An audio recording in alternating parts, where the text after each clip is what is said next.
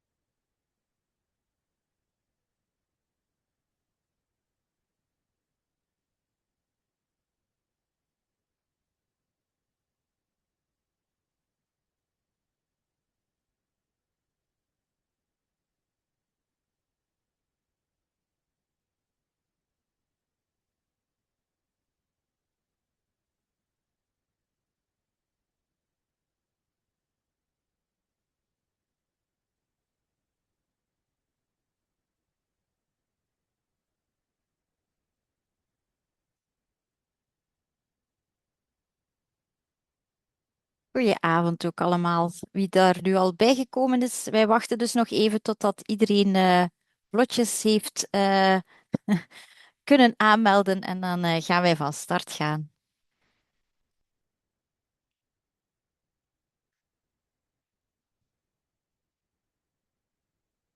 Jullie kunnen ook zeker de chat trouwens gebruiken voor wie er al is. Vermeld zeker ook eens jullie VZW of stichting waaruit jullie betrokken zijn. Dat is ook altijd fijn om te weten voor iedereen. Dus gebruik gerust de chat, die is beschikbaar voor jullie.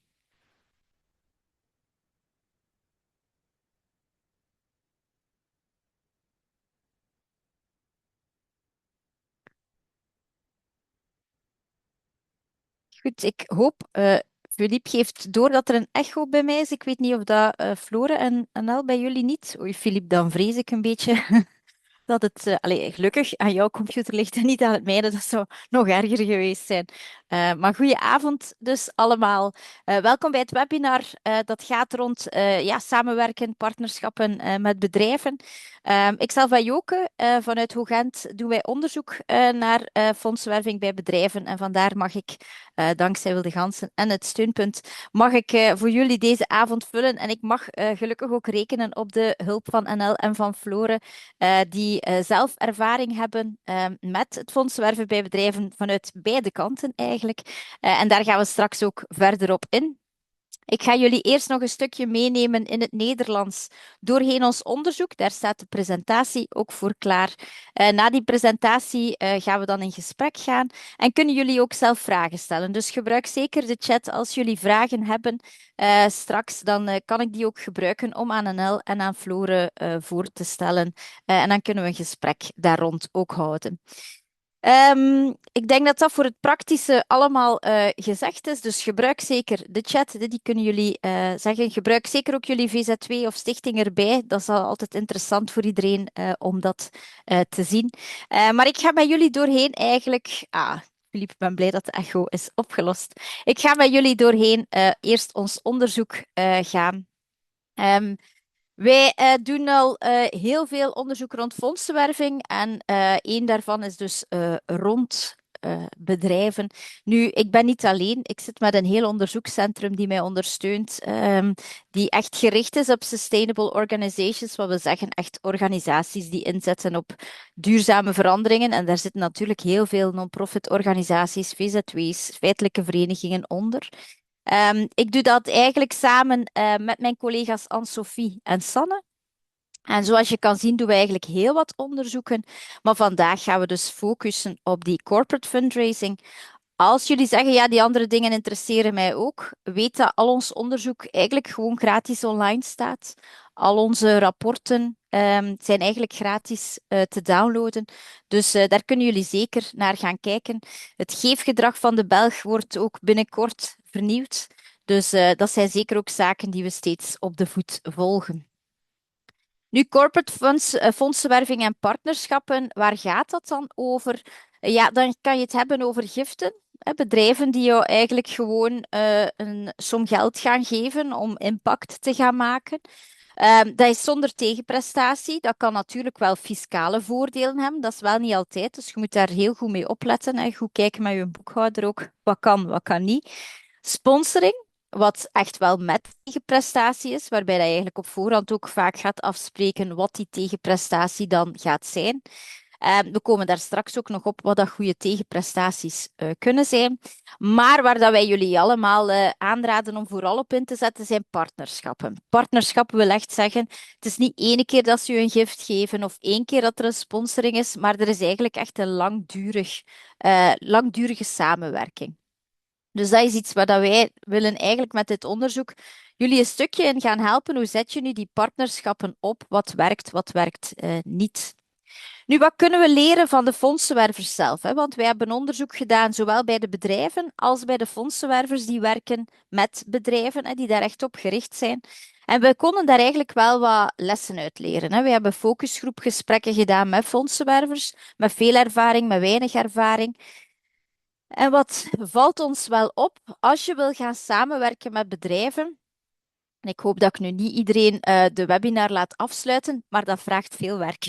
Dat is niet iets dat je heel gemakkelijk binnenhaalt, hoewel dat je misschien bij jouw bestuur of bij andere mensen wel gaat horen, doe dat bij bedrijven, die hebben toch geld, dat lukt wel, dat is gewoon vragen. Dat is dus echt niet. Fondsen werven bij bedrijven vraagt echt veel inzet. Het is een lang en ook een moeilijk proces. Alleen al contacten vinden is al een moeilijke. Hè. We horen vanuit ervaringen en ook vanuit eigenlijk theorie, vanuit wetenschappelijk onderzoek, dat je gemiddeld mocht rekenen tot 7 contacten totdat je echt een eerste gesprek gaat landen. Dus heel veel organisaties wil ik zeker de tip geven. Als je denkt van ik heb al eens een herinneringsmail gestuurd, hier stopt het. Nee, daar stopt het niet. Als je 7 herinneringsmails gestuurd hebt, dan mag het beginnen stoppen. Maar je moet dus wel durven wat doorharden en blijven proberen op een manier toch binnen te geraken bij dat bedrijf. Wil je voor grotere bedragen gaan, dan is het ook belangrijk dat dat echt past binnen de strategische plannen en strategische doelstellingen van een bedrijf. Dan zijn ze vaak wel bereid om nog net iets meer budget te gaan voorzien. Ga ook strategisch te werk. Dat wil zeggen, ga daar niet gewoon een slag in gaan slaan, maar denk daar heel goed over na. Wat hebben wij te bieden? Hoe gaan we het contact gaan opvolgen? Hoe gaan we zorgen dat dat een partnerschap wordt? Dus dat je echt op het lange termijn aan het denken bent. En stem ook je financiële verwachtingen af op wat je kan bieden. Als jij een Instagram-pagina hebt met 100 volgers, moet je misschien niet naar visibiliteit gaan vragen voor een bedrag van 2000 euro. Dus denk daar wel goed over na wat we te bieden hebben. Zeker bij sponsoring is dat een beetje een return voor wat we vragen. Dat is wel een heel belangrijke om ook over na te denken. Wat zijn zo de meest genoemde moeilijkheden die wij zien, of die de meeste fondsenwervers naar voren brachten? Ja, zoals ik al zei, het vinden van de juiste contactpersoon is vaak een van de moeilijkste stappen. Tenzij dat ze in uw eigen netwerk zitten, wat dat echt het meest ideale is om mee te starten. Maar als je echt ook gaat moeten gaan zoeken van, kijk, dat is echt een interessant bedrijf, maar wij hebben daar geen persoonlijk contact.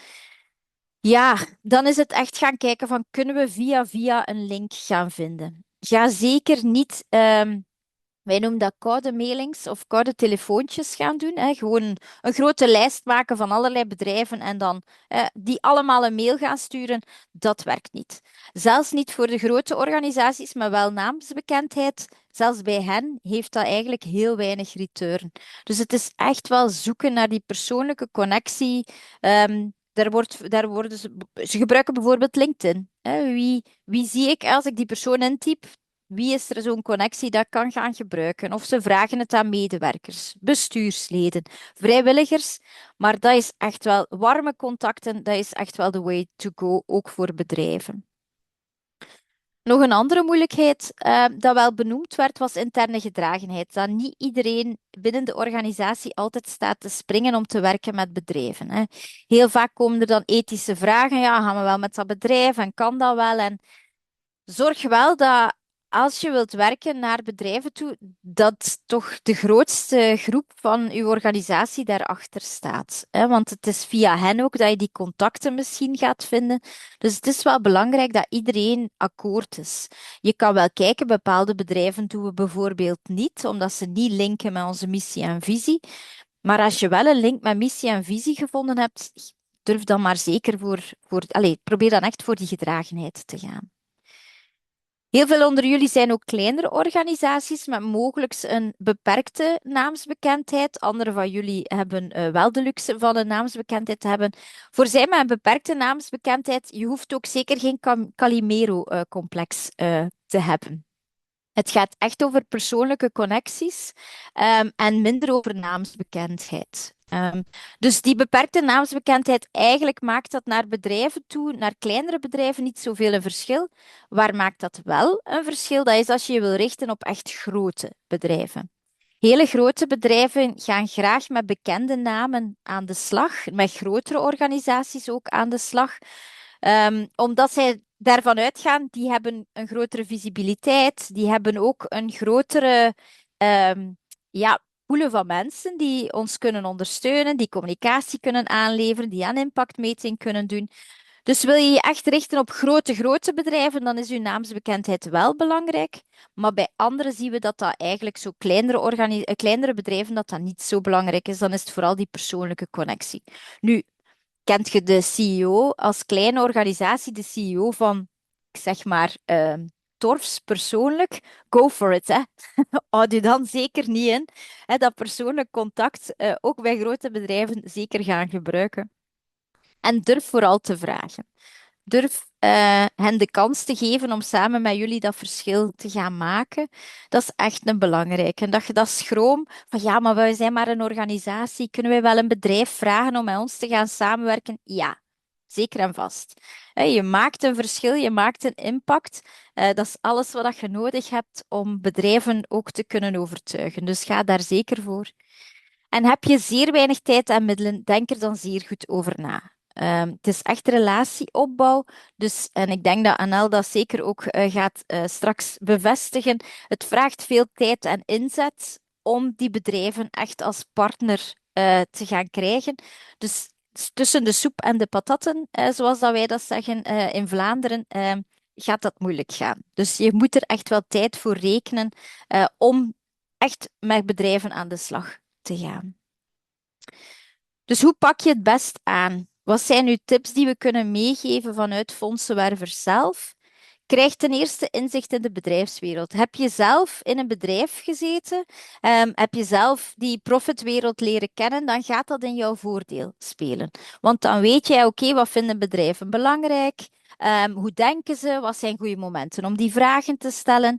Heb je dat niet, dan is dat geen ramp, maar probeer u daar dan wel in te gaan inwerken. Of ga iemand gaan inschakelen die dat wel heeft, die expertise. Daarnaast, netwerken is key. Het is echt zorgen dat je je eigen netwerk uitbreidt, dat je aanwezig bent op evenementen bijvoorbeeld, waar bepaalde bedrijven aanwezig zijn, dat je zoekt naar connecties, dat je bijvoorbeeld via de huidige bedrijven die je hebt, als een soort snowball-effect gaat proberen van oké, kijk, wij zouden graag met nog bedrijven zoals dat van jou gaan samenwerken. Ken je zelf mensen die we zouden kunnen contacteren? Dat zijn wel echt allemaal zaken die werken. Wil je de bedrijven zelf naar jou laten komen, wat dat een zeer luxueuze positie is, wat niet veel organisaties wel hebben, dan kan het helpen om met je expertise vanuit je organisatie bijvoorbeeld te gaan spreken op bepaalde events waar bedrijven ook op aanwezig zijn. Dus dat zijn zoal 2 tips die je zeker kan meenemen. En heb ook aandacht daarvoor. Als je fondsen werft via bedrijven, dan moet eigenlijk je gevoelsradar op elke ding dat je aanwezig bent aanstaan. En moet je zo gaan, iemand die zegt, ja, ik werk in dat bedrijf, moet eigenlijk onmiddellijk je antennes aangaan. En moet je denken van, interessant, dit moet ik onthouden, hier moet ik contacten leggen. Dus dat is zeker een belangrijke. Maar ook als je naar een bedrijf gaat, onderzoek dat bedrijf echt. Ga gaan kijken, wat vind ik online van informatie? Wat vinden ze belangrijk? Wat zijn hun waarden en normen? Wat is hun missie? Hoe sterk staan zij financieel? En daar heb je echt wel allerlei dingen die jullie kunnen helpen. Belfirst is daar bijvoorbeeld wel een interessante in. Bureau van Dijk is betalend natuurlijk. Dat zou ik enkel doen als dat echt een strategie is waar je echt tijd en middelen wilt insteken. Maar bijvoorbeeld Trendstop, de Kruispuntbank, LinkedIn, daar vind je wel wat gegevens die je kunnen helpen om het bedrijf beter te leren kennen. En dan is het zoeken naar een match. Waarom zou dat bedrijf met jullie in zee gaan? En dan kan dat zijn omdat er echt een heel persoonlijke link is. Prima. Maar het liefst merken we dat bedrijven echt wel die match in missie en waarden en normen willen. Het moet voor hen een logische stap zijn om met jullie in zee te gaan. Als je het eigenlijk hun voorstelt, zou het eigenlijk zoiets moeten denken van ja, het zou inderdaad heel raar zijn als wij hier niet gaan samenwerken. Dit is zo'n mooie match. Dat is wel aan jou als organisatie om die match echt duidelijk te gaan maken. Je mag niet verwachten dat een bedrijf dat zelf uit een gesprek gaat gaan halen. Nu, dat vraagt natuurlijk heel wat tijd. Heb je minder tijd, dan raden de fondsenwervers aan om met pakketten te werken. Het meest gekende is brons, zilver, goud. Dat zijn pakketten die het net iets makkelijker al kunnen maken, maar we merken wel hoe meer je op maat kan werken van een bedrijf, hoe sterker wel de samenwerking gaat zijn. Daarnaast, wat is nog belangrijk natuurlijk, is dat je durft te presenteren. Dat je durft te pitchen wie je bent. Dat je ook vragen kan gaan beantwoorden. Stuur dus zeker de vlotste medewerker, maar stuurt ook wel de medewerker die de organisatie goed kent. Of de vrijwilliger waarvan je weet, die heeft echt een vlotte babbel, maar die weet ook, als het bedrijf vragen stelt, valt die niet uit de lucht. Heb je zoiets van, ja, ik heb niet zo één persoon, ga dan met twee personen. Ga met iemand die de vlotte babbel kan doen en ga samen met iemand die de cijfers kan voorleggen, die de vragen kan beantwoorden. Er is zeker niks mis om met twee personen uzelf te gaan presenteren. En dan bouw echt een duurzame relatie op. Op het moment dat een bedrijf u wil steunen, moet je echt proberen voor de lange termijn te gaan. En dat is echt een investering in tijd en middelen, want dat vraagt echt wel contact. En zeker wat helpt, is om met meerdere mensen in een bedrijf te kunnen connecteren. Of om het bedrijf met meerdere vrijwilligers bijvoorbeeld bij jullie te laten connecteren. Gewoon omdat als één iemand wegvalt, kan soms ook een hele samenwerking anders wegvallen. Dus dat is zeker iets waar dat je aandacht voor moet hebben. Wees ook zelf proactief. Bedrijven hebben heel graag, die hebben vaak niet de tijd om alles zelf uit te denken, dus die hebben zeer graag dat je zelf met leuke ideeën afkomt. Dat je zelf eens out of the box gaat denken van oké, we hebben hier een samenwerking, maar wat zouden we misschien nog meer kunnen bieden of wat zouden we nog meer kunnen doen? Dus dat zijn zeker al zaken die jullie kunnen helpen, hopelijk, als je naar bedrijven gaat. Als je je afvraagt wie is dan de juiste persoon om in te schakelen en wie kunnen we daarvoor het best gebruiken, ja, iemand dus met ervaring in de bedrijfswereld kan zeker helpen. Iemand met een groot netwerk is ook altijd zeer interessant. Maar dus ook iemand die communicatief sterk is, die je organisatie kent, die mensen kan meenemen in een verhaal, hè, die heel enthousiast is, heel charismatisch, die projecten ook kan vertalen naar iets verkoopbaars, zeker als je voor sponsoring en return wilt gaan. En ook iemand die geen 9-to-5 mentaliteit heeft, want netwerken met bedrijven gaat waarschijnlijk na de uren gebeuren. Dus als je dat niet ziet zitten, dan ga je het jezelf al moeilijk maken. En zorg ook dat die persoon tegen een nee kan. Hè, dat hij toch wel stevig genoeg in zijn schoenen staat om de nee's niet persoonlijk te gaan nemen, bijvoorbeeld. Nu, dat was de kant van de fondsenwervers die we bevraagd hebben, maar wij zijn ook gaan onderzoeken hoe KMO's, dus dat wil zeggen kleine tot middelgrote organisaties in Vlaanderen en Brussel, de Nederlandstalig sprekenden, hoe zij eigenlijk kijken naar goede doelen, wat dat zij belangrijk vinden, wat hen motiveert om te gaan geven. En het goede nieuws daarin is dat eigenlijk heel veel KMO's al geven. Dus 8 op 10 van de KMO's in Vlaanderen en in Brussel draagt al bij aan goede doelen, wat eigenlijk echt, wij hadden het cijfer niet zo hoog verwacht, dus dat is wel een heel mooi cijfer natuurlijk. En eigenlijk iets meer zelfs giften dan sponsoring. Wij hadden eigenlijk veel meer sponsoring verwacht, maar toch is giften daar nog boven gesprongen. En dan de partnerschappen, daar is nog wat werk aan. Dat is nog maar 14,4%. Dus we hopen met ons onderzoek om dat cijfer te doen groeien. Als je dan gaat kijken naar de organisatiegrootte, wat is dan iets dat opvalt? Dat eigenlijk micro- en middelgrote organisaties eerder giften gaan doen, terwijl kleine organisaties, en dat is allemaal boekhoudkundig, hè, micro, klein, middel, groot, dat is puur de boekhoudkundige met hoeveel VTE zijn er in dienst, welk geld is er in omloop, zo die zaken. Maar dus de kleine gaan dan eerder naar sponsoring gaan kijken. En als je wil gaan voor partnerschappen, dan zien we toch ja, dat vooral de middelgrote organisaties daar vooral oog voor hebben. Nu, de typische KMO steunt eigenlijk twee goede doelen. Dus 8 op 10 geeft al, en die 8 op 10 geeft dan eigenlijk vaak aan twee goede doelen als het over giften gaat. En als het over sponsoring gaat, dan zien we dat het al wat meer is. Dan is dat 3 à 4 organisaties die gesteund worden. Maar let op, ze krijgen wel meer verzoeken dan waar ze op ingaan. Dus hou er rekening mee, een nee ga je krijgen. 8 tot 10 verzoeken krijgen ze bij giften. Ze gaan er op 2 in. 10 verzoeken tot sponsoring en ze gaan er dus 3 à 4 gaan goedkeuren.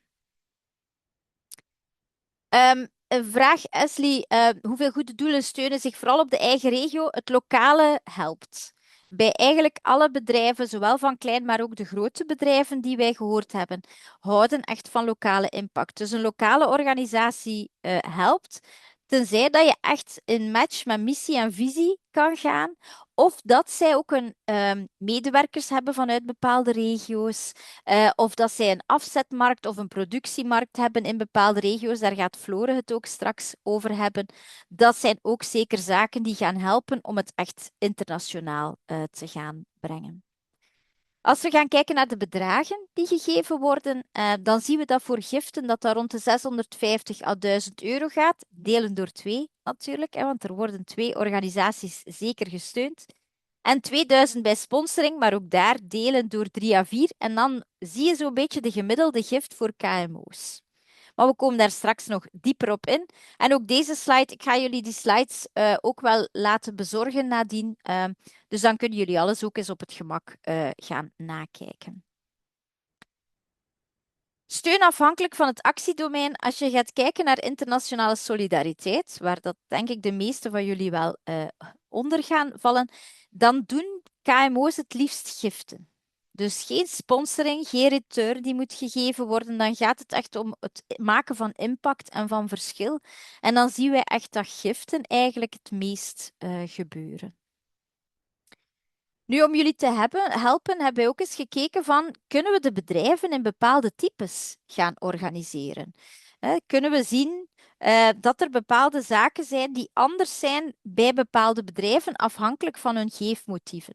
En eigenlijk kan je alle KMO's zien als echt geëngageerde KMO'ers. Wij hebben echt gemerkt dat de geefmotieven eigenlijk zeer persoonlijk vaak zijn. Dus dat zijn vaak echt organisaties, bedrijven die vooral organisaties willen steunen, waar ze merken dat dat authentieke en echte organisaties zijn. Laat dat een voordeel zijn voor vrijwilligersorganisaties. Jullie gaan zeker authentiek en echt overkomen. Wil niet zeggen dat de grotere spelers onder jullie dat niet zijn, maar dat kan wel voor die kleinere organisaties wel een boost zijn. Van, dat is echt wel iets dat jullie ook zeker als troef kunnen inzetten. Ze willen ook graag concrete informatie over de projecten. En de meesten willen echt gewoon meebouwen aan een betere wereld. We merken echt dat die impact die ze kunnen maken dankzij jullie, dat dat echt een belangrijke drijfveer is voor eigenlijk de meeste KMO's. Als je dan specifiek naar grootte gaat kijken, dan zie je dat vooral de micro-ondernemingen willen echt dat verschil gaan maken. Die willen echt verschil maken. Die geven eigenlijk om niet anders dan echt dat verschil. Kleinere ondernemingen willen vooral concrete informatie van oké, wat kunnen wij doen met die steun en welk specifiek verschil kunnen we maken. En de middelgrote ondernemingen komen ook al wel graag eens meer naar buiten met wat zij doen als steun. Dus die willen ook hun sociaal engagement gaan tonen. Maar we hebben dus een algemeen persona, maar we hebben ook 5 specifieke persona's. En je kan ze eigenlijk bekijken van klein naar groot. De filantroop, dat zijn echt de micro-ondernemingen. De strateeg, dat zijn echt de middelgrote organisaties. Je kan ze allemaal online ook vinden met veel meer informatie. Ik haal er eigenlijk enkel die uit die het thema internationale solidariteit ook als interessant hebben aangegeven, hè, als iets waar dat ze aangeven. We gaan starten met de filantroop. De filantroop is echt een micro-onderneming. Dat is echt de kleine zelfstandige in uw buurt.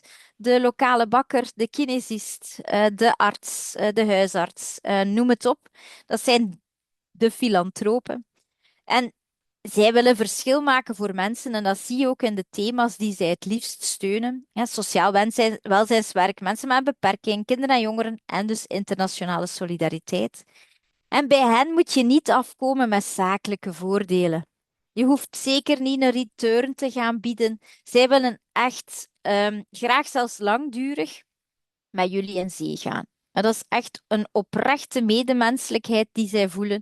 Dus dat is echt zeker iets waar dat jullie kunnen voor gaan, die kleine zelfstandigen. En wat kan je daar dan vragen? Gemiddeld geven die €500 voor giften, €583 als het toch om sponsoring zou gaan. Maar durf dus zeker gaan voor een gift. Spreek hen dus persoonlijk aan. Toon welk verschil ze maken. Werk met verhalen. Jullie hebben allemaal zoveel verhalen. Werk met die verhalen om hen te gaan overtuigen. Begin niet te veel met, ja, wij hebben zoveel inwoners van dat dorp dat we helpen. Nee, ga met een verhaal over iemand die jullie meer kansen gegeven hebben. Iemand die jullie toekomst en hoop gegeven hebben. Daar moet je echt mee naartoe gaan.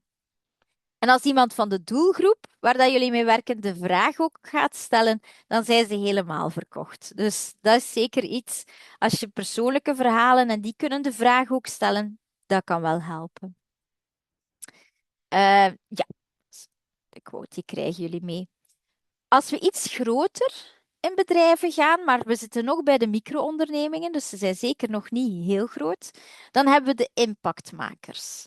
De impactmakers zijn echt gedreven door maatschappelijke impact. Dus ook zij willen impact maken, verschil, maar zij willen het graag meetbaar. Dus hier mag je wel al wat meer met cijfers komen van hoeveel mensen jullie geholpen hebben, hoeveel ziekenhuizen, scholen enzovoort dat er gebouwd zijn. Dat is iets waar dat zij echt warmer van worden.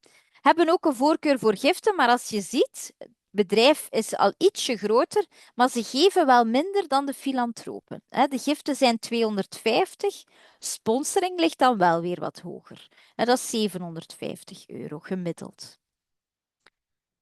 Toon dus bij hun echt die gezamenlijke missie. Ga echt de waarden en normen die jullie weten dat zij belangrijk vinden, ga die koppelen aan uw eigen waarden en normen. Informeer hen ook echt over dat verschil dat jullie maken.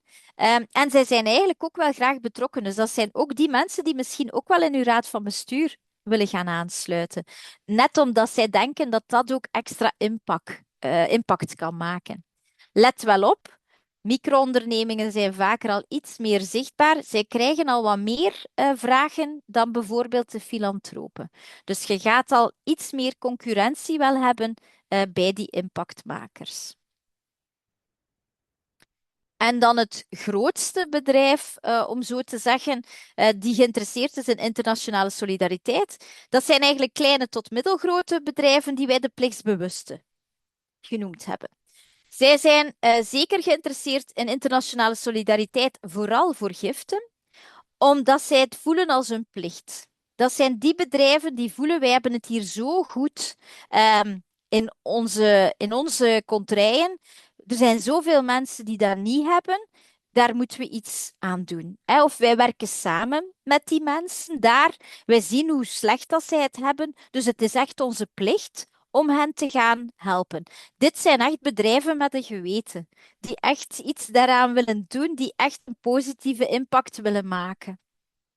En Voordeel, dit zijn bedrijven die niet zo bekend zijn, maar toch al best wel wat groot. Dus zij krijgen eigenlijk nog niet zoveel verzoeken. Dus zo die bedrijven zijn eigenlijk wel interessant om te gaan opzoeken. Giften gemiddeld €250, dus uw filantroop is dan nog interessanter naar bedragen toe. En sponsoring is ongeveer €500 dat zij geven. Hoe ga je hen gaan overtuigen? Ga hen niet te veel visibiliteit en zo willen aanbieden, maar ga ook hier aansluiten bij wat zij belangrijk vinden. Toon ook dat je heel professioneel bent als organisatie. Dat kan ook een match zijn. Zij zijn zelf ook professioneel bezig, want ze zijn gegroeid. Het zijn al grotere bedrijven. Dus daar ook kun je eigenlijk die match vinden. Maar ga vooral op dat plichtsbewuste gaan inspelen. Dat, met verhalen, met feiten, met cijfers. Daar kan je het echt allemaal ook gaan gebruiken. Heb je zoiets van, ja, ik weet eigenlijk niet op welke persona ik mij het best kan richten, dan hebben wij ook een tool gemaakt die jou kan helpen. Hè. Die staat ook gewoon op onze webpagina. En dan kan je echt gaan zoeken, oké, ben ik op zoek naar giften? Ja, is dat een eenmanszaak of is er personeel? Hoeveel personeel is er dan? En dan kom je eigenlijk bij het juiste persona uit. Dit om jullie hopelijk wat te helpen om jullie aanpak dan meer op maat te gaan maken. Want hoe meer dat je op maat kunt werken, ja, hoe makkelijker het gaat zijn. Het gaat nog niet makkelijk zijn, maar hoe makkelijker wel het gaat worden om eigenlijk die samenwerking binnen te halen. Dus we hopen dat deze tool jullie zeker kan helpen. En dan wil ik nog kort even inzoomen op de grote bedrijven. Ik ben volop het rapport aan het schrijven, dus dat komt er binnenkort aan. Hou ook 9 juni misschien in jullie agenda vrij. Daar gaan we proberen, als alles lukt en alles geregeld wordt, om eigenlijk al ons onderzoek daar rond bedrijven te gaan brengen naar allerlei organisaties. Dus 9 juni kan al een interessante zijn.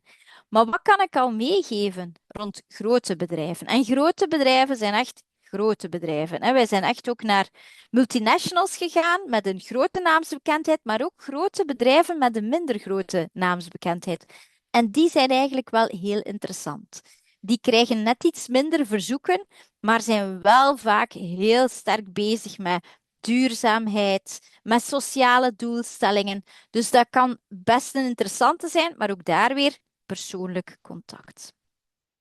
Nu, al die grote bedrijven die wij geïnterviewd hebben, en dat waren er 11, die willen echt allemaal impact maken. Platte sponsoring, om het ook heel plat uit te drukken, interesseert hen eigenlijk niet meer. Waar zij vroeger, zo was er een bedrijf die zei, ja, vroeger hadden we zo'n loge bij een voetbalclub en dit en dat, naar visibiliteit, dat doen we niet meer. We willen, ook als we aan sponsoring doen, willen we maatschappelijke impact maken.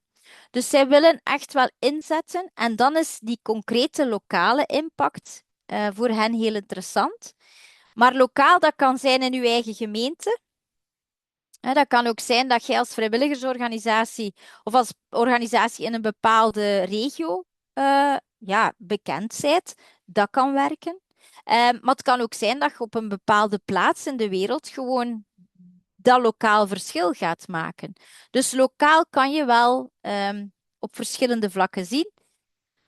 De echte grote multinationals, die hadden wel graag vooral impact in de plekken waar ze zelf gevestigd zijn. Dus daar heb je wel misschien een nadeel dat die toch gaan kijken naar projecten die echt zeer lokaal bezig zijn.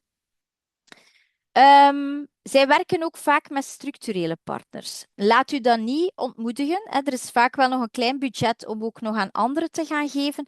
Maar zij krijgen zoveel aanvragen dat zij vaak kiezen van oké, dit zijn onze vaste partners. En dan kunnen wij ook makkelijker zeggen nee, sorry, wij hebben onze vaste partners.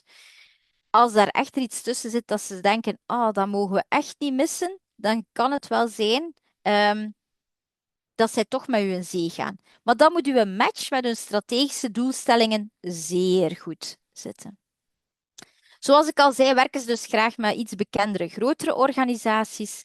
En zij vinden ook uw professionaliteit belangrijk. Dus zij gaan echt wel gaan kijken, zelfs ook hoe dat uw website in elkaar zit, hoe dat jullie te werk gaan, welk verschil dat jullie maken, of dat er online dingen kunnen gevonden worden over de impacten die jullie maken, of dat de communicatie vlot gaat, dat ze niet weken moeten wachten op een antwoord, bijvoorbeeld.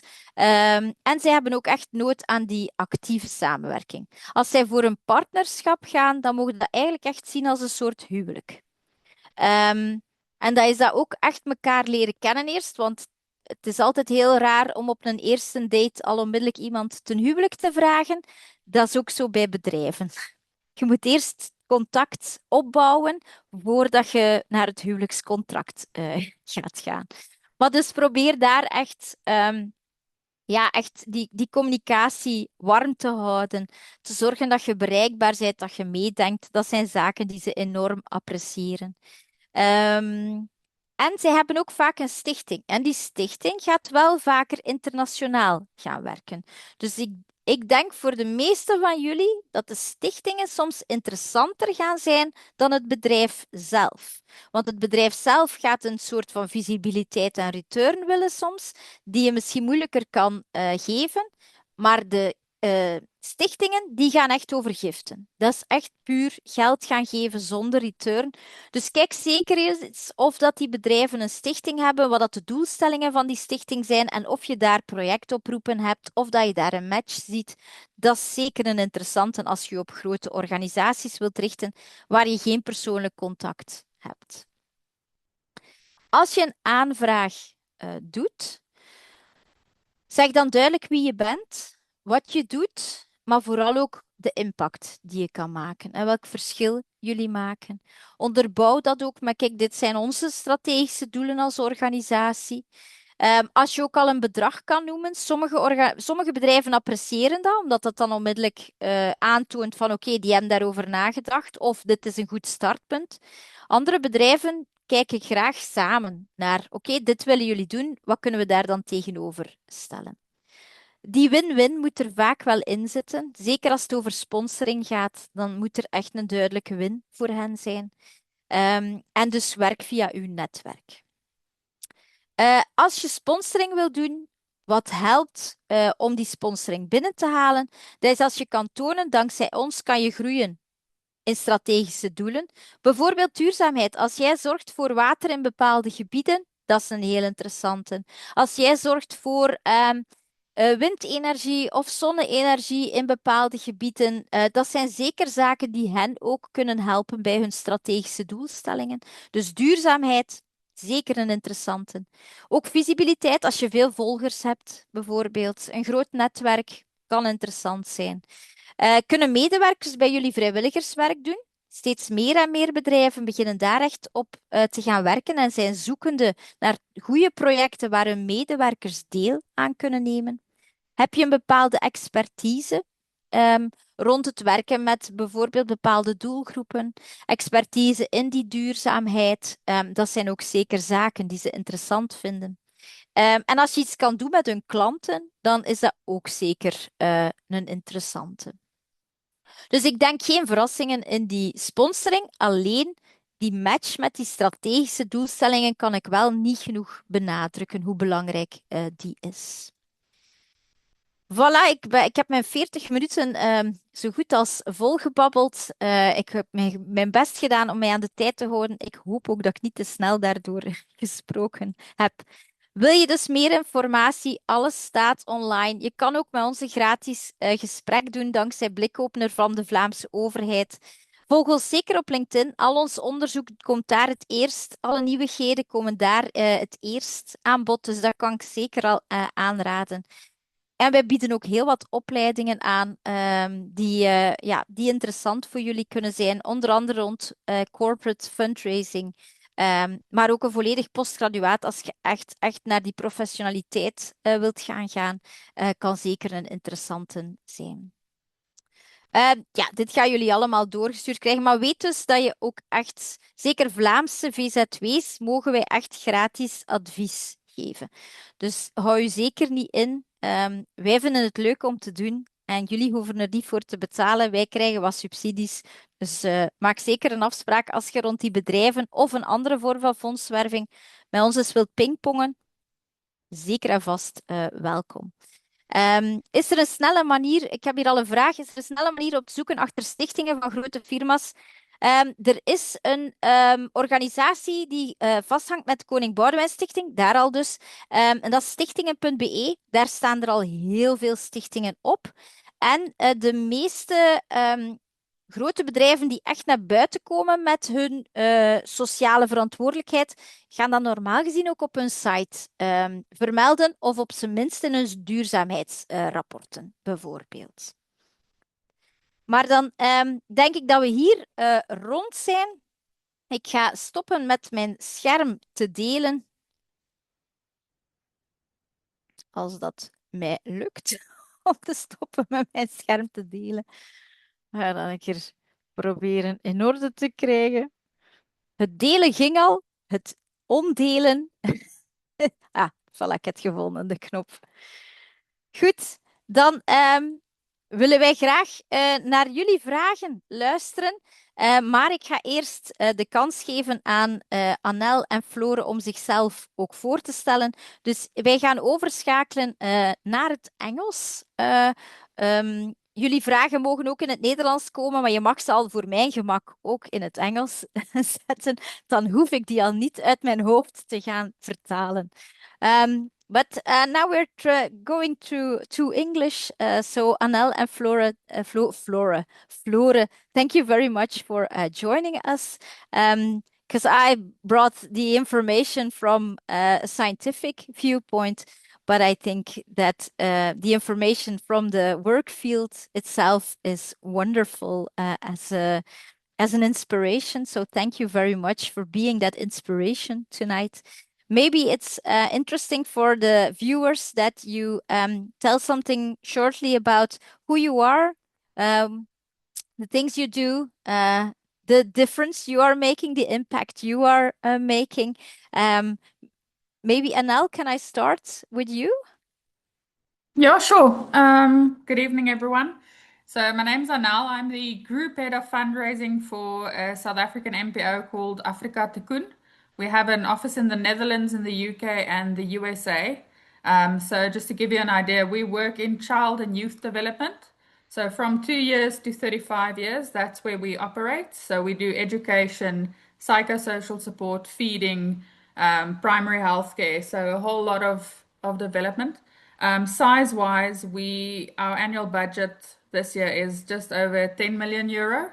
So it's quite a fundraising is not stress-free. So, yes, so that's the long and the short of it.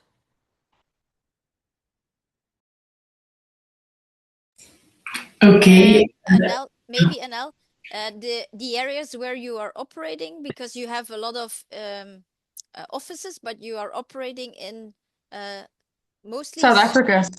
the whole part of South Africa, or is Yes. it one region only? No, so at the moment we're in all 9 provinces. Okay. So it's very much a national footprint. Yeah, okay, thank you.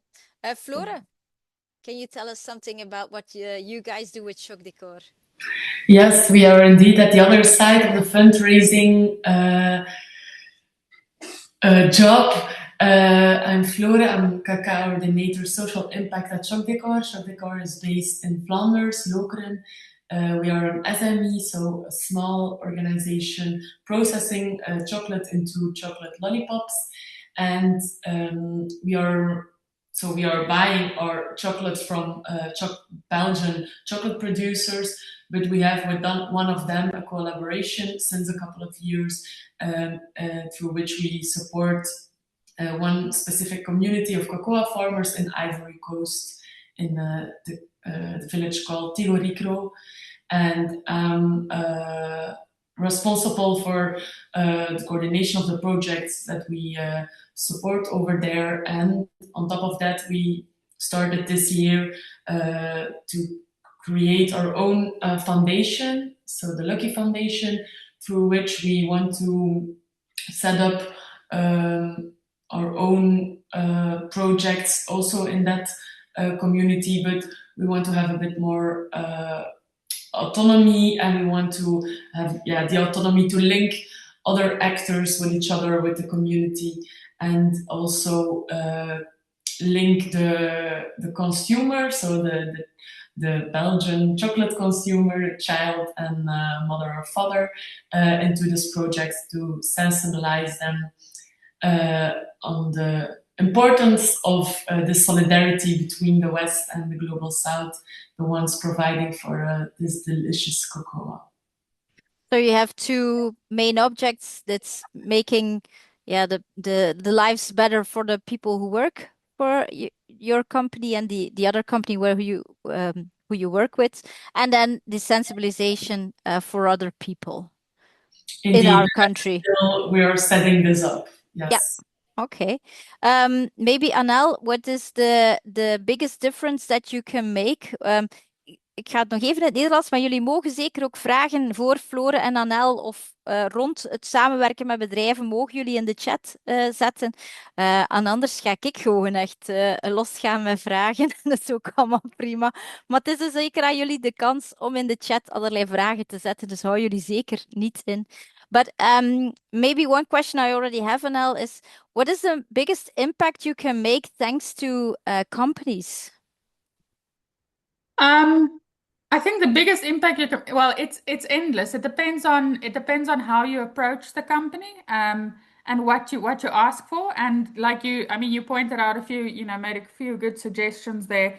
But I think in our case, it's for me the biggest impact you can make with a corporate is if you approach them for strategic partnerships, and you listen to what they want. So Flora was mentioning about, eventually taking it back to what they do and, the consumers and things like that. So I think for me, the biggest impact you can have with a corporate is if you're able to position your organization so that the corporate benefits from it. Benefiting from it, like a tax benefit isn't, it is something, but I think in the long run, if you can help the corporate ultimately get more business, so a win-win situation. I think that's the biggest impact you can have for and with a corporate. What is the longest collaboration that you have now? How long is it already running? So the longest one we have at the moment, so we are 32 years old. The longest one we have at the moment this year, the partnership will be 25 years old, would be with Belron. So Carglass is part of the Belron group, so that's obviously a multinational. So yeah, this year is 25 years. And what do you think has made it going that long?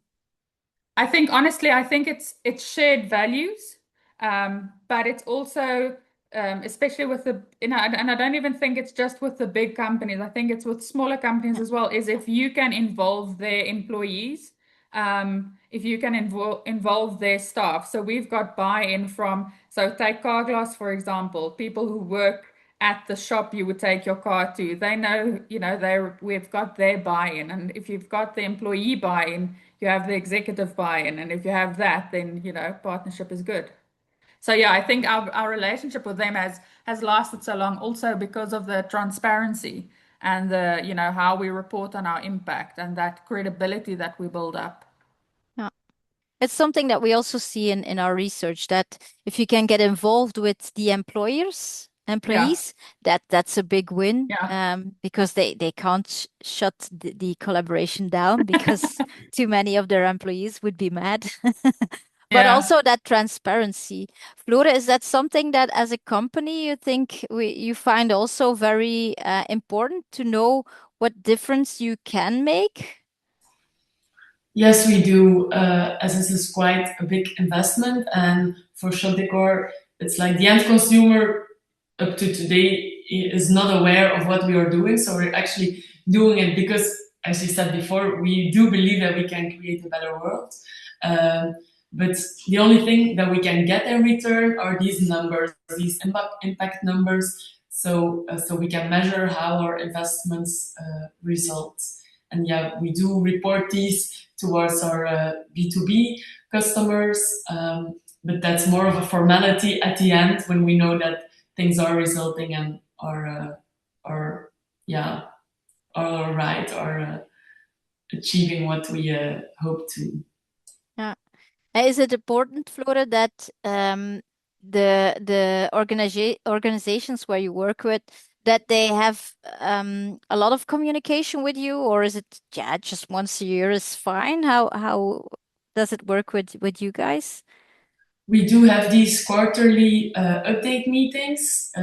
So then we get the numbers of the last quarter and the upcoming projects we're discussing.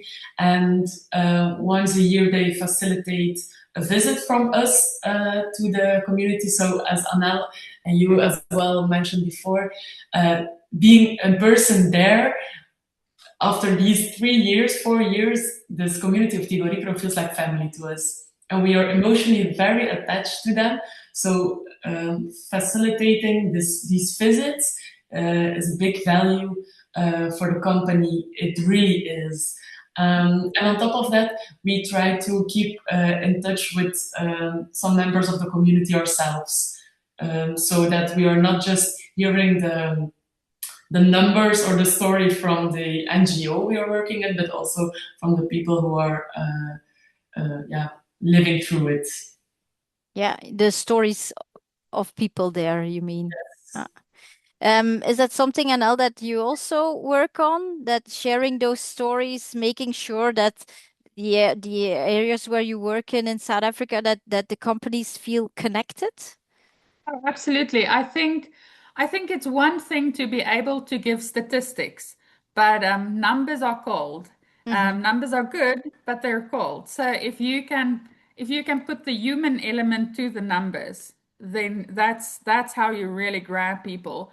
So what we do, for example, is every second year, if I take the Netherlands as an example, every second year, Carglass Netherlands sends about 30 employees from all over the country, from different levels, come and visit our center in Cape Town. And they spend a week volunteering. They fundraise themselves to come. And then the years in between, we take four of our young children to go and play soccer in Germany. So it's like you have to build that human link because, like I said, numbers are cold and numbers can get lost. But if you put a face to the numbers, that's when they really get impact. Yeah, it's making sure they are intrinsically, I don't know if it's an English word, Yeah, but yeah, involved in the areas. Yeah. yeah, Yeah. definitely. Is it hard to get those stories? How do you work with it? Do you make videos, or would you say no, you Um, can write them down? so we do it always. So we do make some videos. Um, in the ideal world, we would like the young people to tell their own stories. So that's why taking the young people over to Germany and the Netherlands, that's the main thing. But what we find is, people are so eager to tell their stories. And I mean, I've been in the business, for quite a long while, but I still get emotional over some of them. But yeah, no, we tell it in any way, shape, or form, but it also depends on who we're talking to. If you know your donor and you know they're more keen on a written story, that's different. So you tailor that to whoever you're speaking to. Yeah. No. Yeah, it's communication on Yeah. yeah, on the size of who you are uh targeting, to say it Yes. like that. What Yeah. how when you guys started, what was or now maybe also, what are the most difficult things you find when you have to approach some companies? What are the difficulties that you Um, find? I think for us, and it's not just the local fundraising team, but even internationally, it's donor fatigue. So donors get asked so much, and what we find is the need rises, but the available funding doesn't necessarily correlate. So I think donor fatigue is probably one of the biggest issues we struggle with.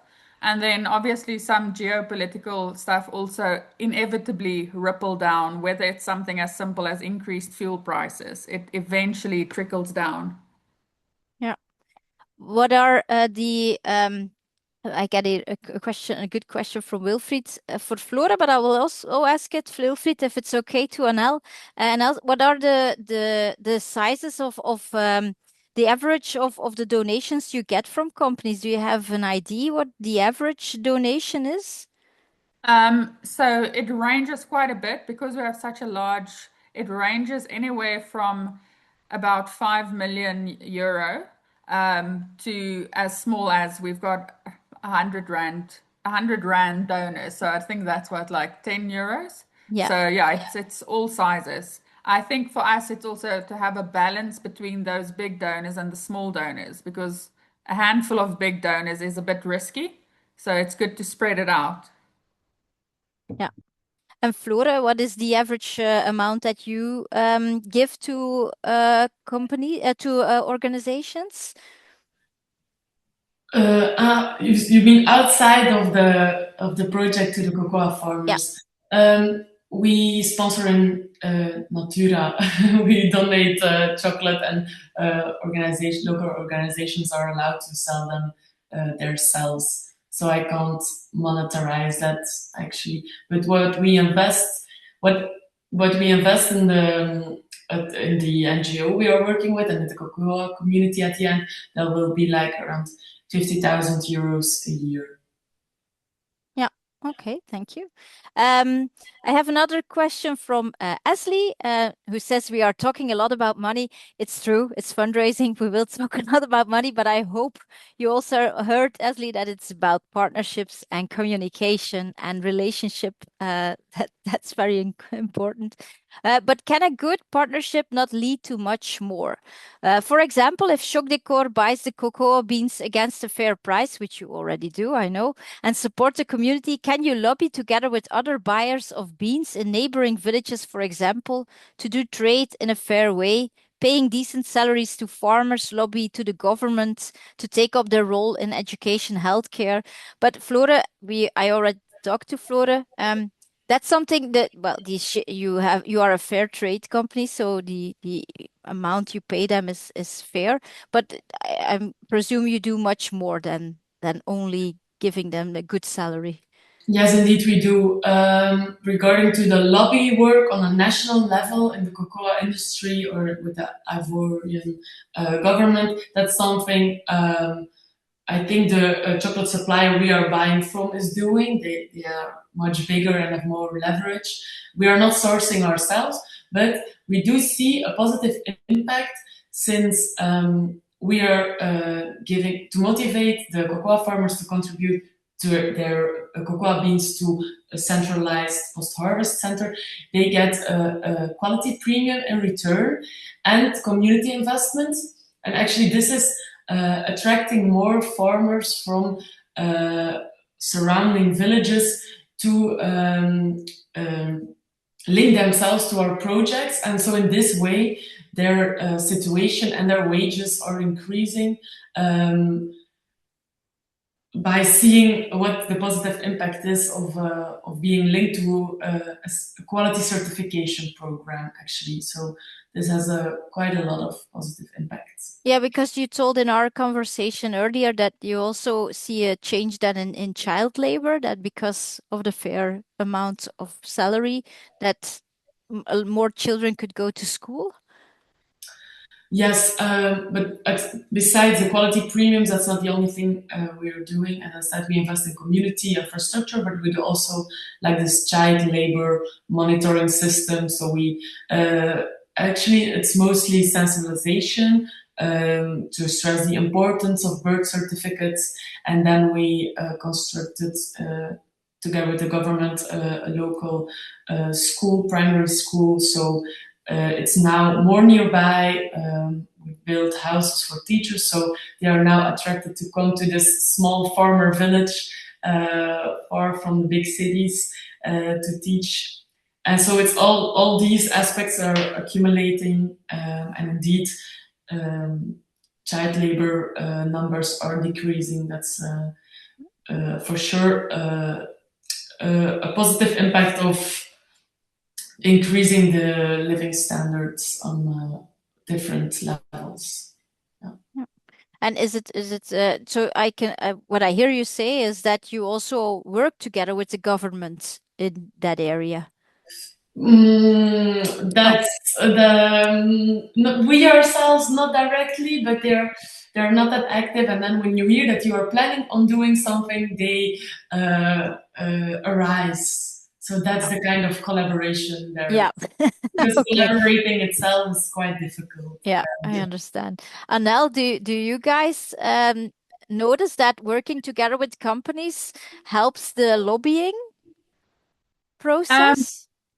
Yes, definitely. I think if you have credibility from corporates, especially if it's a multinational corporate, it does help. In Mhm. our case, it's different because we have such a long history with government, and we've got long-standing partnerships. So it's a bit different, but I think also if you're willing to help them, then they're much more likely to listen to you, when it comes to policy development. Yeah. I got another question from Jody Anel. She is wondering, the companies that work together with you, are there more South African companies? Are there more multinational companies? How is the spreading of Um, companies? So it's an interesting mix in terms of if we talk about funds bank, I would say about 60-70% would be local companies, and the rest is all international, mainly UK and Europe. But we do have some international partners that implement programs as well, because I think there was a comment about the money and partnerships and, whether there's other types of partnerships.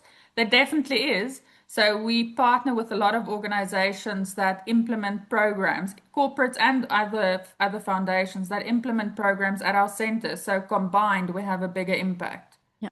So that's another type of partnership, yeah. Yeah. Do you notice a difference in approach in the multinationals and the more South African companies, the local companies? I think, yes, international, I think you focus more on things like sustainable development goals or ESG. You find the universal language. Yeah. So in South Africa, your language would be around things like what we call triple BEE, so Black Economic Empowerment. But internationally, your common language, like I said, is the SDGs and the ESG. So it's just a different way of packaging it. And thank you, Anal. Another question from Danielle is, what is the rate of positive responses from corporations you ask? A sponsorship or a partnership, is it about 20% more or less? So I think he wants to know, how many times do you get a no? Yes, you have to. I mean, I'm sure everyone on the call can understand that, you have to have such a thick skin when you do fundraising. In general, we work on the 80-20 rule that you get 20% of what you ask for. So I get told no a lot, a lot. Yeah, I can imagine. Yeah, as a corporate fundraiser, you have to get used to getting no, but it should not prevent you from asking. Not No, at but all. also if you get I think in pictures, if you get an initial no and you can't get in through the front door, you climb through the window because there's always a way in if you just change your approach. It's all about how you approach them. So sometimes you sneak up on them. So. Yeah. Yeah, sometimes it's also very good to be a bit creative, so to stand Yeah, out yeah, from the other yeah, companies. Yeah. What definitely. Yeah. what are maybe Flora, what are when organizations come to ChocDecor, or what are things that they can win you over with? What are things that would motivate you guys to work with an organization? It's a question from Janneke. Let's see. As you mentioned before, I think mission and vision is something very important as a company for ChocDecor. We also set this very high on the list, and it's the motivation of everything we do. So when we can align with an organization on that level, that's the basics. But I think also that the regulation context is also giving some opportunities. Like companies are supposed to publish reportings. It's called CSRD. It's on the corporate sustainable responsibility, and there are topics like affected communities, stakeholder engagement. So these are all things, remediation actions. These are all topics that companies can't, yeah, they can't have any impact, or they can't report on the topic when they're not present in the field. So like organizations like Wilde Pijlers, small organizations who are active in fields, who see the risks and who do have impact. These are very important actors to fill in this reporting narrative for companies. I'm not saying that this is the case for ChocDecor. This is not our motivation, but there is like this. There is this. Right, there are these regulations requiring certain actions and yeah, in the field and in these in these high risk zones where companies are sourcing, and yeah, I think there's a lot of opportunities for local small organizations to present themselves as the ones who can realize these. Who can tackle these actions and realize Yeah. these targets. I think it's about aligning your mission and vision and the values that you find important as a company, that actually those little organizations can help, and as a pro you can use it in your reports. Yeah. Anel, are there other things that you notice that companies um get excited about? Again, I think beforehand, obviously, do your research about who you're speaking to. But what I found these days, especially if you're going to the bigger corporates, is you have to address return on investment. So you have to show them what they get in return. And I remember a few years ago, it was still, doing something or giving money for something because it's the right thing to do could still get you the funding. Nowadays, it's not. So the bigger you go, the more detailed return on investment you need to provide. Yeah. Yeah. Is it also in our research, it's also a lot of visibility is Yeah, important. Getting the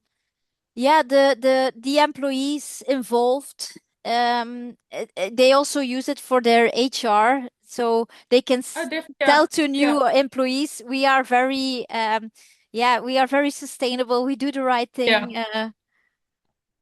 I think it's also important to go with the idea of not necessarily in the first go to ask for money, but to ask for how can you help them? So how can we help you increase your relationship with your employees, or give them suggestions to do that. And sometimes you build a relationship through not asking directly for money in the first meeting. Yeah. I think actually when you go to a company, that's something I always find very important. Important is, I don't think that the term fundraiser is a correct term. I No. think chance giver is a more correct term. So you Yes. give them an opportunity to make Yeah. impact. Without, that's what Flora also said, without Yeah. those organizations, we can't do that, or we have to make our own foundation to do that. So you can help companies a lot by doing that. And Daniel says, yeah, all those values are important for as certainly for ChocDecor.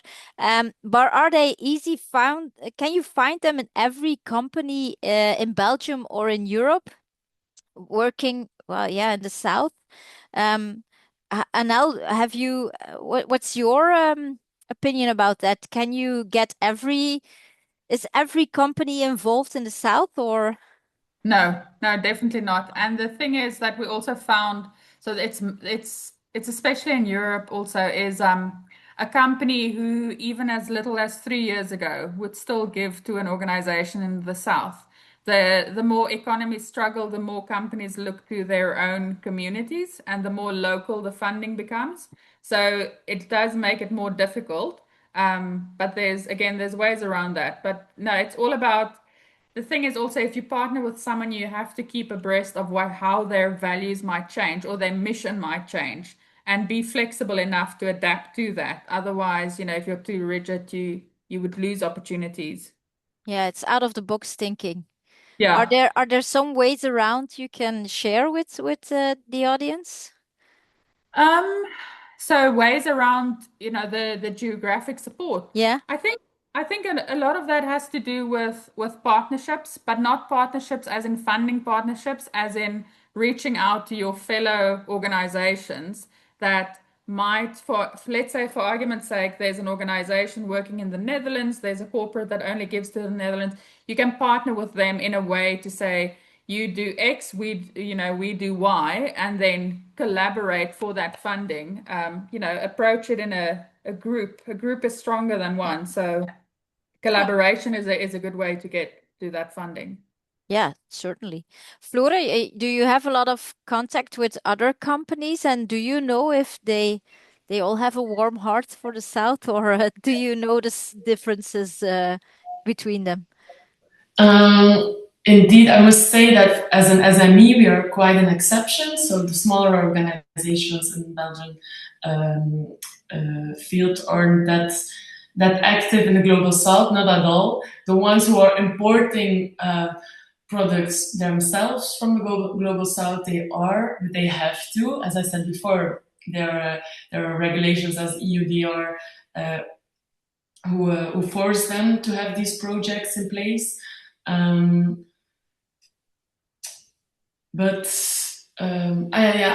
also, like sustainability, most companies are indeed focusing on what they can do themselves on their own sites for their own employees, as this is where they are active, what they have in their control. But it's not common to be this active yourself. But I think there is an opportunity for smaller organizations to be the link. Yeah, yeah. And I think also, Jody, you also ask, are there trends? Well, we see that a lot of companies did, the small companies at the KMO's, they are supporting already international solidarity. So there are definitely organizations who are interested in it's finding the connection. That's also, Anel, what you said, and Flora, actually, you also. And that connection can be on different levels. It can be a personal connection. Your uncle has a company. Please ask your uncle for money or work together with him.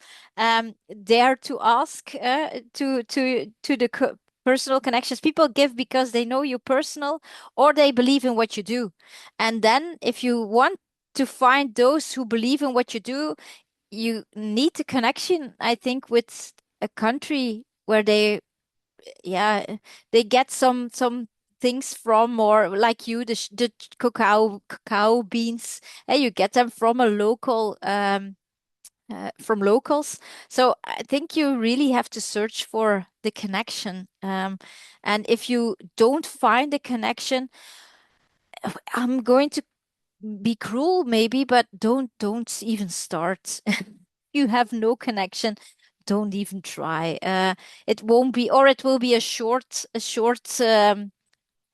working together. But if you are an organization and you work in South, but locally you have a big event or a small event, that changes everything, because then the impact can be local because local people are coming to that event. So local can be local with the people you work with, or local in the area where you have your organization. So I hope, Jody, that gives some information also, on local can be very different for companies. Anel, do you think that working local is helping you? Definitely, I think, but I do think you have to, because people give to people, so you still have to have that one-on-one connection, even if it's not local. But no, I definitely think working local is a good start, at least.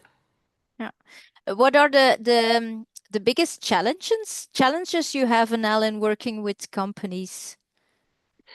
Um, I think our biggest challenge is if the economy anywhere goes, the first thing, if profit goes, the first thing they cut is CSI spending. So that's some of the challenge is that. And we have had corporates that we work with for years that cut budgets on short notice. The other thing also, I think if you work with a corporate is to remember that they gain just as much as you do. It's a partnership, it's a ruiling. So it's not that, it's not a bigger mentality. You also give them something, you give them the opportunity to invest, but some corporates would still kind of want to impose their ideas or the way, you have to do it. And I think that's where you also, don't be shy to stand your ground. But that can become a challenge, especially if you don't have something like an SLA or an MOU in place from the start. Yeah. Yeah. I think that are a lot of the challenges we also find in our research. Flora, what do you find is the biggest challenge to work with an NGO or little organizations?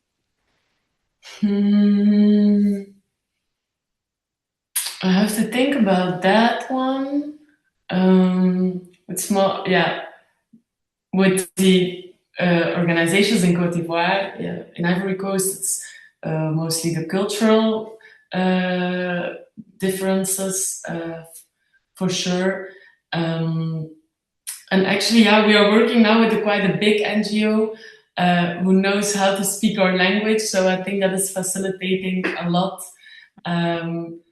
But on a regulatory base, having this transparency and this communication is key, because when we are losing that, yeah, the interaction and the engagement also from ourselves, from our sides, is demanding. Yeah. Yeah. Maybe also a very important subject working together with cooperations is also the ethics, working together with everyone or not. Anel, do you guys have some ethical policy around working with companies? Definitely. It depends also, like, for example, if we get a company who comes to one of our sites, one of our community centers, then obviously child protection is a big thing for us. So, that's our space, that's our children. So there's definitely policies and procedures that come into place, especially if the kids are near. But then in terms of code of conduct, I think that's also why I'm a fan of SLAs and MOUs, because it's better to manage expectations on all fronts from the start and have that on paper. And then, everyone can do their part and there's no friction that comes later because of ambiguity or things like that. Yeah, so be clear from the start. Yeah. Flore, are you as a company, would you work together with every organization or do you also make a selection? Yes, we definitely do. We work together with organizations who know the local communities, who know how to work on community development, and also have a certain of maturity in monitoring and evaluating the results. Yeah, that's something we see, and it's a difficulty for a lot of small organizations is to get those results clear and to make that impact, yeah, measurable, and that's very hard to do, of course. But we see, especially in the very big companies, that is very important for them. Also, so they can use it in their, yeah, sustainability reports. They need that information, of course. Yeah. I had another question for Anel. I lost my question in the way. For everyone, I think it's another 10 minutes. So if you still are waiting to ask your question and you're not sure should I ask it or not, now is the time to ask it, and every question is welcome. So go ahead. What was I going to ask? Anel, how do you measure the impact? Are there tips you can give to smaller organizations, what they can do to use that to go to companies to show we are really making a difference here? I think it doesn't matter how big or small your project is. I think if you're clear from the start what it is you want to achieve. So let's say, for argument's sake, your project will help school children and you want to see their grades improve. So then if that's the end goal is to improve the grades, then before you start, you say, this is how we're going to measure that. And it can be really simple. It doesn't have to be complicated. But if you go to a potential partner and you say, this is what we want to achieve, this is how we're going to measure it, it counts a lot. And like I said, it doesn't have to be complicated. But also in that, partner with someone who might have an M&E or monitoring and evaluation department. That's helping one another is the way to move forward. Yeah. Yeah. Working well together, getting the Yeah, information. Yeah. yeah, What Flora also said, and we also see in our research, is get be proud as an organization on the expertise you have, and yeah, be open about the expertise you have, so companies can also find you when they need that yeah. expertise. What kind of expertise do you go to companies from? Hey, we can help you with this. So well, it's a double-edged sword, but we're fortunate because we have such a wide range of programs that we offer. But with specifically big corporates and thinking about the return on investment and why they should give you the money, what we go to the market with is basically saying that future pipeline development. And in South Africa, we struggle with youth unemployment. That's really bad. So what we say to them is our skills lie in developing young people so that they can be sustainably empowered. So it's not just get a quick job and then it's done. So we kind of present it as future pipeline development, but also creating the next generation of economically empowered young people. And if more people are economically empowered, the economy does better. So, it's basically getting them to invest in their own futures, Yeah, essentially. yeah, thank you. Maybe as a final question. Oh, I have another question from Esley. In the Netherlands, there's a concept called the beursvloer. This is often organized by the local vrijwilligerscentrale. It is a place for NGO's and companies to network. Companies often offer concrete things and skills, so you can look for someone. Is it something that Flora, if you would be invited to such an event, what could companies get to such an event? Because do they want a match? Mhm. Yes, I think the example of having leftover laptops is like touching some things that actually sometimes it's a burden for companies because we have these things and we don't know what to do with it.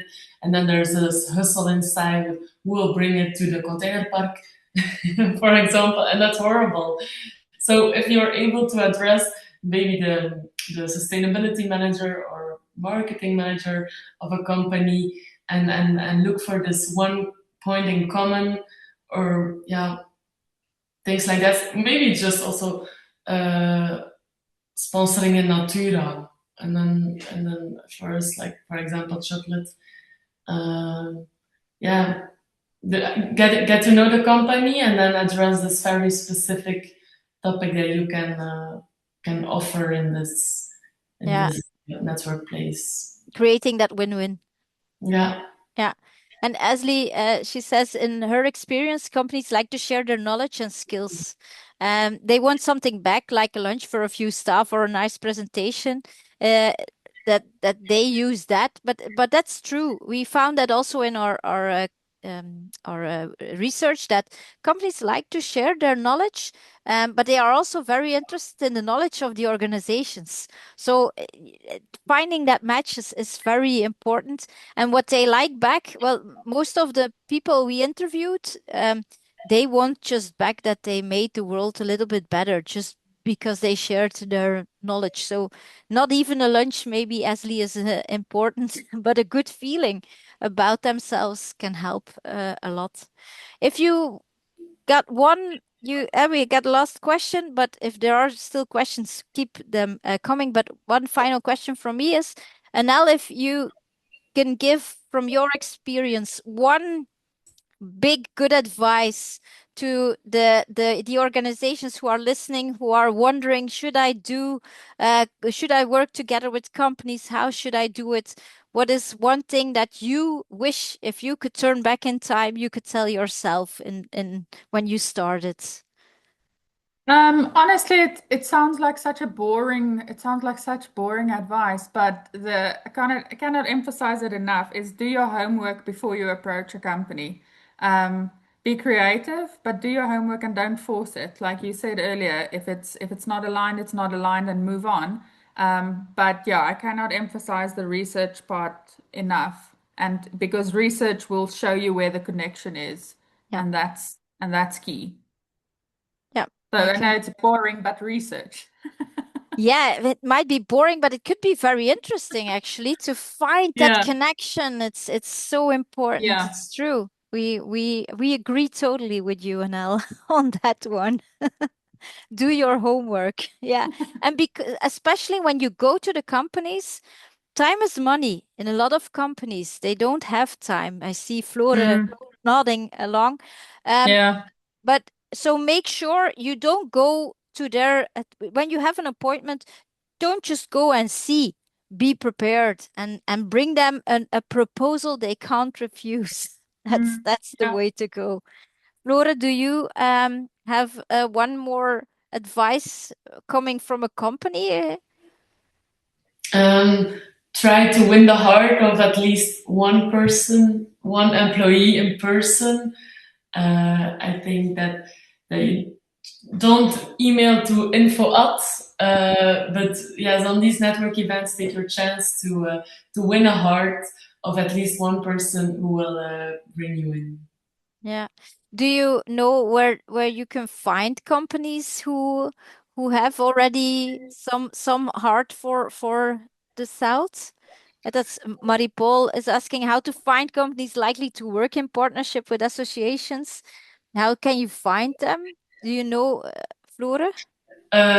We are enrolled in this VOCA Charter Duurzaam Ondernemen program, so that's very Flemish. And at the last phase, so we are all companies who want to engage ourselves even more to reach the sustainable development goals. And in the last phase of this trajectory, everyone is obliged to participate in a project in the global south. So this is like in the requirements to get to win this title. So I think there is a nice pool. If you look on LinkedIn on the hashtag VCDO, I think you will find a lot of Flemish companies who might be interested to support one project that's linked to one of their focus SDGs and Yeah. their core business. And Marie-Paul, I think that's a very good suggestion. And on our webpage, we have the personas, and per persona, you can find in which sector they are. You can find them. So that's a list you can then look up online with the Nasibel codes and stuff like that. So you can find a list. But actually, Marie-Paul, I wouldn't make a list. I would look in my personal contacts. Who can I find? That's actually really I think that's my last advice is really work with your own network. Dare to ask to your network who can help us, who can we contact? Can you open the door for me? That's very much helpful. Don't go cold. Go for the warm contacts from the beginning. So I think our time is done. Ernst Jan and Cameron, if I'm not wrong.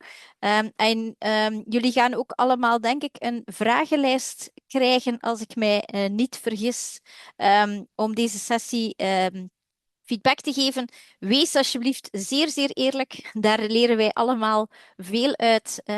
Als jullie nog tips of vragen hebben, dan denk ik dat wij allemaal wel. Ik ga nu voor mezelf spreken. Ik ga misschien Flore laten knikken. Or Anel, I don't know if you could be contacted if they have any questions. Yeah, Yes. anytime. Ja. Overval misschien Flore nu ook niet met allemaal aanvragen tot sponsoring en samenwerking. We hebben al een goed project. Sorry. Maar ik denk dat wij zeker allemaal jullie met heel veel plezier verder helpen. Dus ik hoop dat deze sessie jou al wat heeft kunnen inspireren en dat we elkaar misschien later ook nog eens zien. Dus dank jullie wel allemaal om hier vanavond erbij te zijn. Thank you so much, Anel. Dank je, Flore, for bringing your experiences, your expertise, your inspiration. I hope everybody liked it. I found it a very nice talk. I hope the rest agrees. Indeed, Oké, dank je Joke voor jouw expertise ook. Echt, veel waardevol plezier. onderzoek. Veel plezier gedaan. Goed, dank jullie wel allemaal. Fijne avond nog. Dag. Tot ziens.